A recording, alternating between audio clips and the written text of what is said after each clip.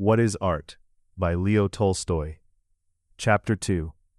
Every ballet, every circus, opera, operetta, exhibition, painting, concert, and printed book demands the strained labor of thousands upon thousands of people who work under compulsion at tasks that are often ruinous and degrading. It would be one thing if artists did all the work themselves, but they do not. They need the help of workers, and not only to produce their art. They need it for the mostly luxurious lives they lead. One way or another they get that help, either as payment from the rich or as subsidies from the government, which here in Russia are handed out in millions to theaters, conservatories, and academies. And the money is gathered from the people.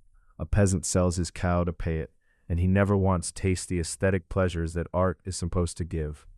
It was easy enough for a Greek or a Roman artist, and even for a Russian artist, in the first half of this century, when there were slaves, and everyone thought there ought to be. He could make people serve him and his pleasure with a clear conscience. But in our time, every man carries at least a dim sense that all men have equal rights. So we cannot force people to labor under compulsion for art without first settling the question, is it true that art is so good and so important a thing that it buys off this violence? And here is what is terrible to think. It may very well be that art is being fed with fearful sacrifices of human labor, human lives, and human morality, and that this art is not only useless, but harmful. So a society in which works of art arise and are supported needs to know several things. Is everything that passes for art really art? Is everything that is art good, as our society assumes? And if it is good, is it important enough to be worth the sacrifices it demands? A conscientious artist needs to know this even more urgently. He needs to be sure that what he does has meaning. He needs to be sure that it is not merely the enthusiasm of the little circle of people he lives among, a circle that fills him with the false confidence that he is doing good work, and that what he takes from other people to keep up his usually very luxurious life will be repaid by the works he is laboring at. That is why answers to these questions matter so much in our time. What then is this art, held to be so important and so necessary to mankind, that for its sake one may sacrifice not only labor in human lives, but goodness itself? What is art? What do you mean, what is art? Art is architecture, sculpture, painting, music, and poetry in all its forms.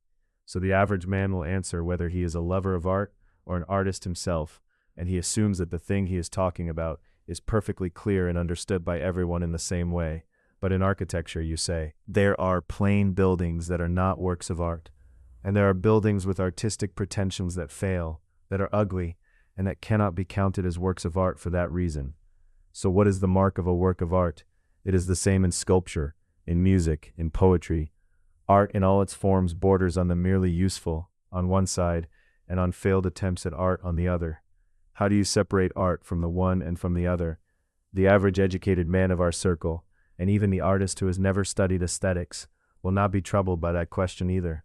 He thinks it was settled long ago, and that everybody knows the answer. Art is the activity that manifests beauty, the average man will say.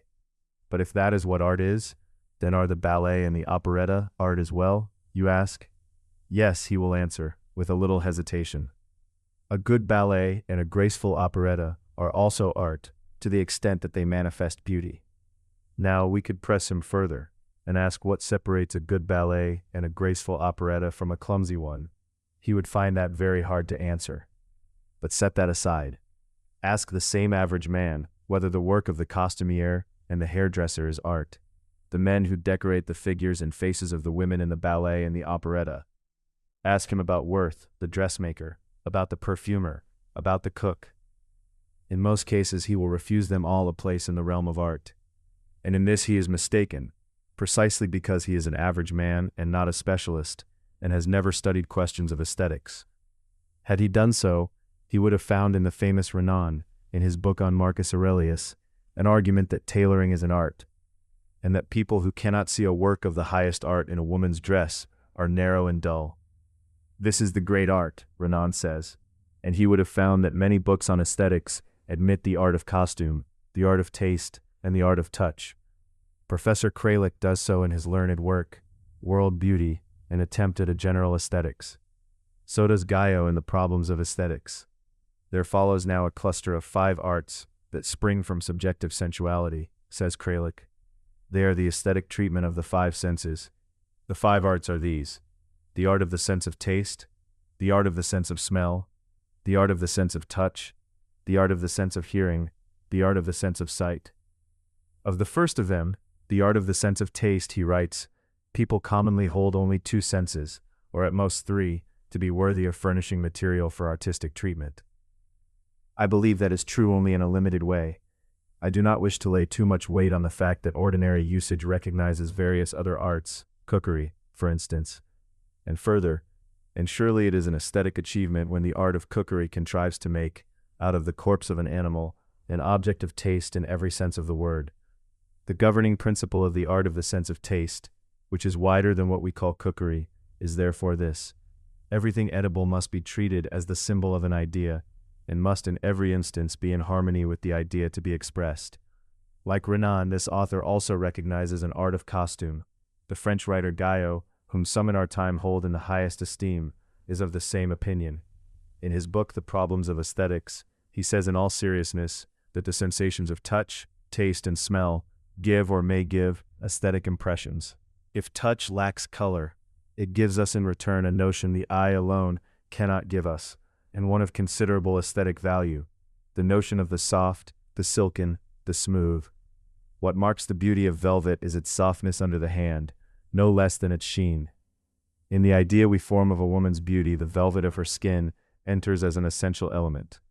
Each of us with a little attention will probably recall pleasures of taste that were true aesthetic pleasures, and he tells us how a glass of milk he drank in the mountains gave him aesthetic enjoyment.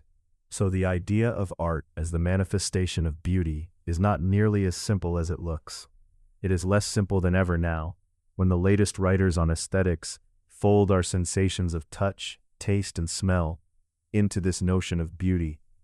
But the average man either does not know this or does not want to know it.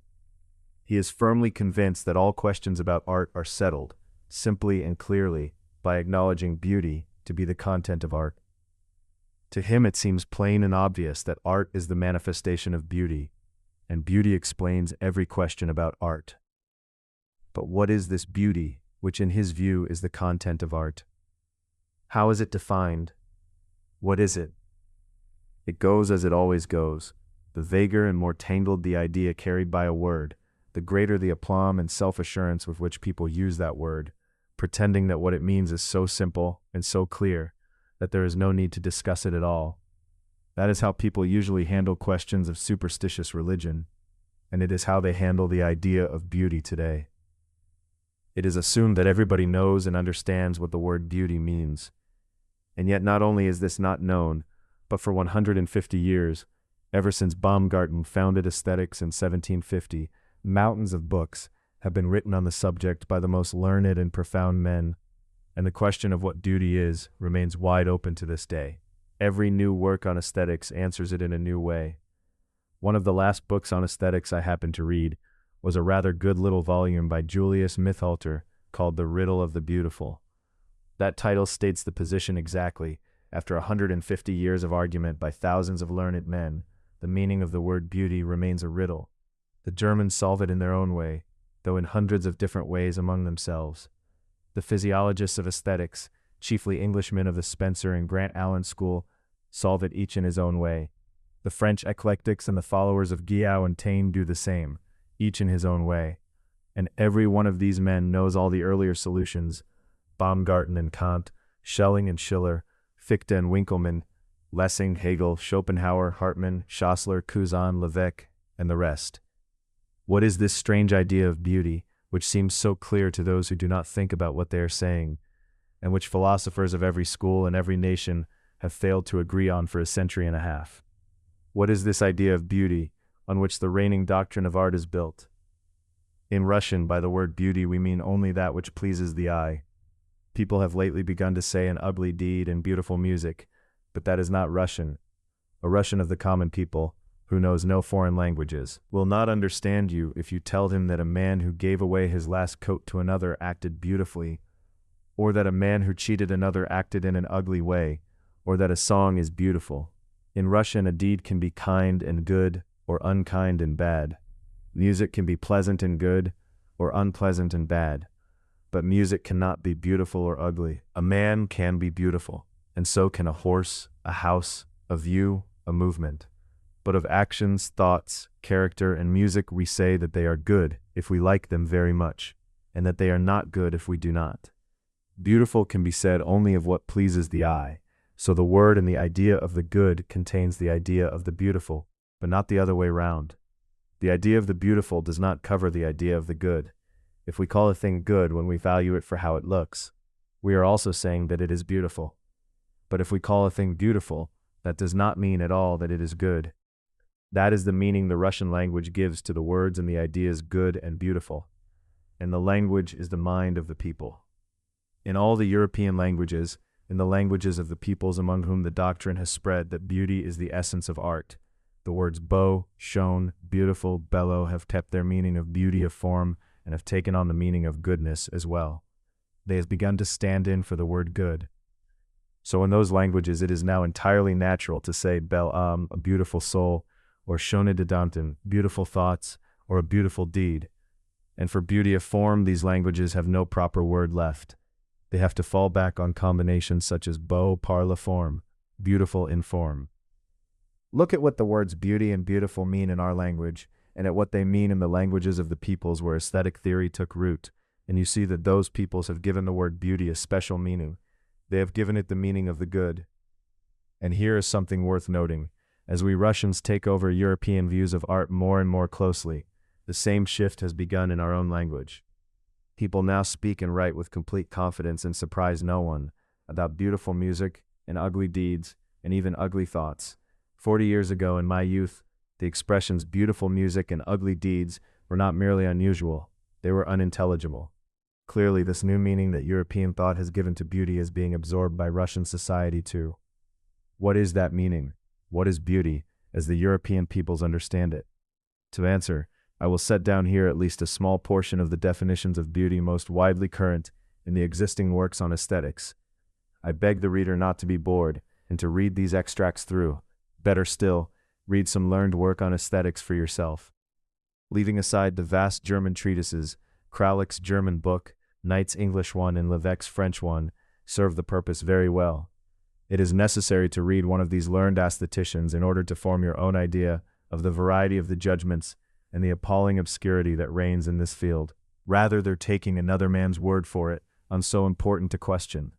Here, for instance, is what the German aesthetician Schassler says of the character of all aesthetic inquiry in the preface to his famous, long and thorough book on aesthetics. There is hardly a field in the philosophical sciences, he says, where you meet methods of enquiry and exposition as crudely opposed to one another as in aesthetics. On one side, elegant phrase-making without any content, marked for the most part by the most one-sided superficiality. On the other side, alongside an indisputable depth of enquiry and a wealth of content, a repellent clumsiness of philosophical terminology which dresses the simplest matters in the garb of abstract science, as though to make them worthy of entering the lighted halls of the system. And finally, between these two methods, a third that forms a kind of bridge from the one to the other, eclecticism, which parades now its elegant phrases and now its pedantic science, a form of exposition that falls into none of these three faults, that is truly concrete, and that expresses substantial content in clear and popular philosophical language, is nowhere rarer than in the field of aesthetics. You need only read Schassler's own book to see how right he is. The French writer Véron says the same in the preface to his very good book on aesthetics. There is no science that has been given over to the reveries of the metaphysicians more than aesthetics has. From Plato down to the official doctrines of our own day, art has been turned into some strange amalgam of rarefied fancies and transcendental mysteries, which find their supreme expression in the absolute conception of ideal beauty, the changeless and divine prototype of real things. That judgment is more than fair, as the reader will see if he takes the trouble to read the definitions of beauty I have copied out below from the leading writers on aesthetics. I shall not quote the definitions of beauty ascribed to the ancients, to Socrates, Plato, Aristotle, and down to Plotinus. The reason is that the ancients had no such conception of beauty, separated from goodness, as the one that forms the ground and the goal of aesthetics in our time. When we force the judgments of the ancients about beauty into our idea of beauty, as is commonly done in works on aesthetics. We give their words a meaning they never had. On this, see Bernard's excellent book on the aesthetics of Aristotle and Walter's History of Aesthetics in Antiquity.